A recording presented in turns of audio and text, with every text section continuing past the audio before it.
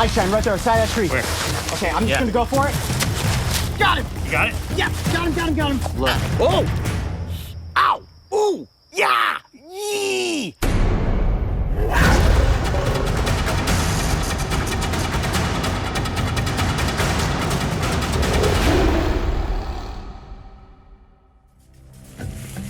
Tonight we are deep in the heart of an agricultural fruit grove, located in southern Florida, which is an ideal ecosystem for invasive lizards. Thus far we have found, and safely captured, a very impressive veiled chameleon. And while we would love to release it back into the wild, this lizard is a reptilian invader. So it will be donated to a wildlife sanctuary where it will serve as an educational example of an animal that does not belong in this ecosystem. In addition to chameleons, this fruit grove is also known for having an established breeding population of tokay geckos. These noisy reptiles are famous for their loud bark, which sounds like tokay, tokay, hence the name that these lizards have been given. And that right there is a perfect little crevice. Check this out. For a gecko. And nothing in there now.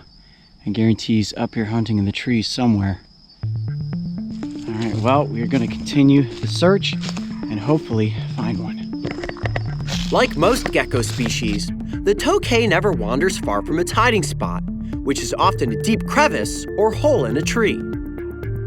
This refuge, combined with a notable burst of speed, provides these nocturnal creatures with a quick escape route in the event that a larger predator approaches. What I'm doing is actually searching for eye shine. These geckos' eyes will reflect back in my flashlight. What I want to do is just keep the light close up to my nose like this, and I'm looking for those little eyeballs to spark out in the darkness.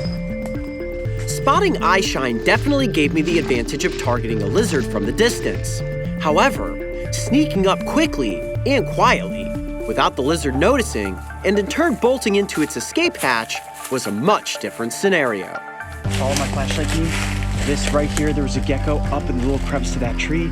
I cannot see it now. Duck back. Let me go up and see if I can catch it.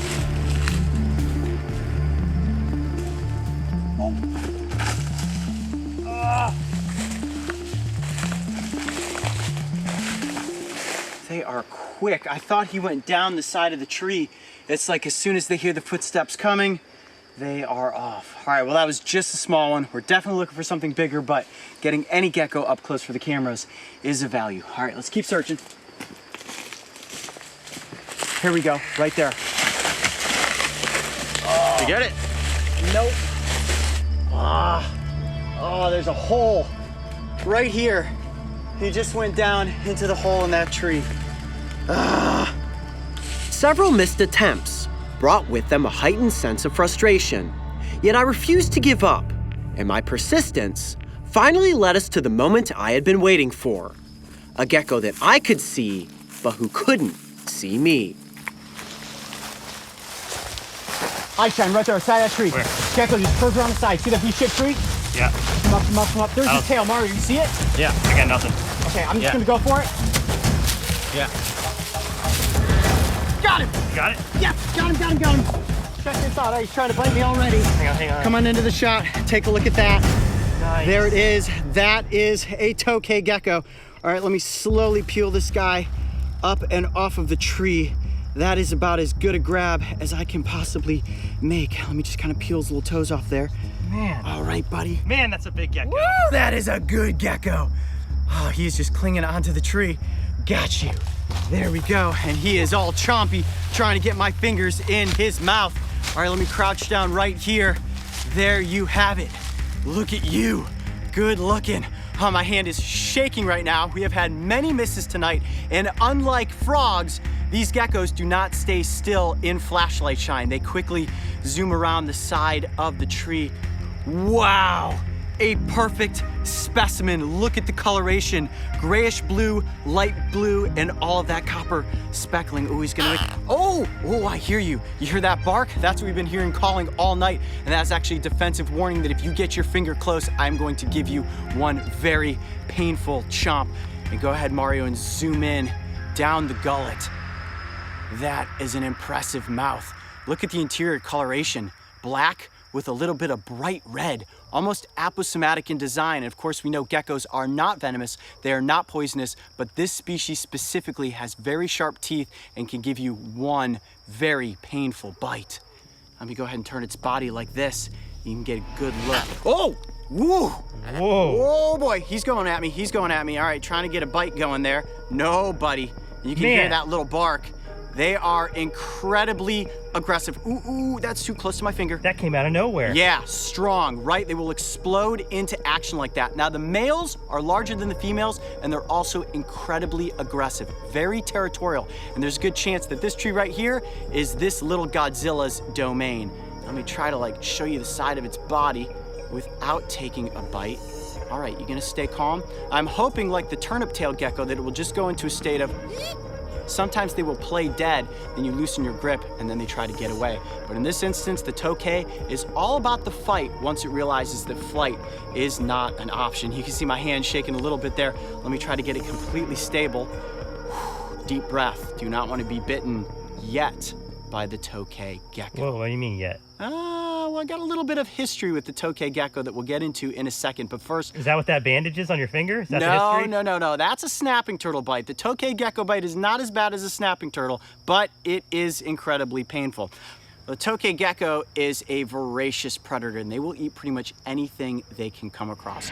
Other lizards, insects, even baby mammals, small mice, baby birds, all make fair game for this predator. Now let's look at one of the hallmark traits of this gecko, its feet. These toes are all covered in these little sticky pads. Now at the tips of the toes, they do have claws, and it's a combination of the claws and the sticky pads that allow them to climb over virtually any surface, whether it's up the side of a tree or even across glass. This gecko can stick to anything. Now, the tokay gecko has long been one of my favorite lizard species. And when I was a kid, when I was 10 years old, I wanted one of these as a pet more than anything. And at the time, my mom didn't know anything about tokay geckos. And she said, if you get straight A's on your report card, I'll let you get one as a pet. So what did I do? I studied and studied and studied, got straight A's on my report card, and the day my mom took me to the pet store to get one of these lizards, the guy that owned the pet store said, not only do these lizards give an incredibly painful bite and hold on, but they also eat a lot of baby mice.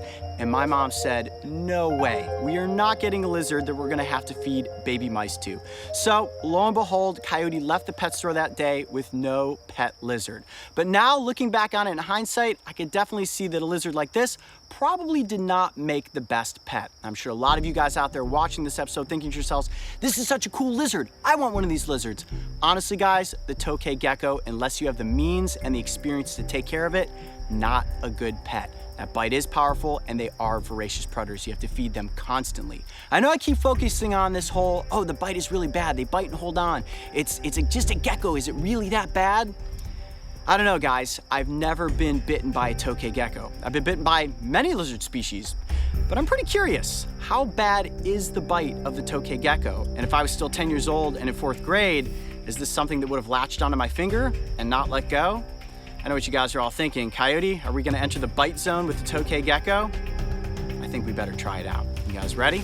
Are you seriously gonna do this? I'm gonna do it. I'm just very curious at this point. This is an intentional bite to see how painful is the bite, and are they truly the bulldog of the gecko kingdom, or is this a lizard gonna bite and then let go?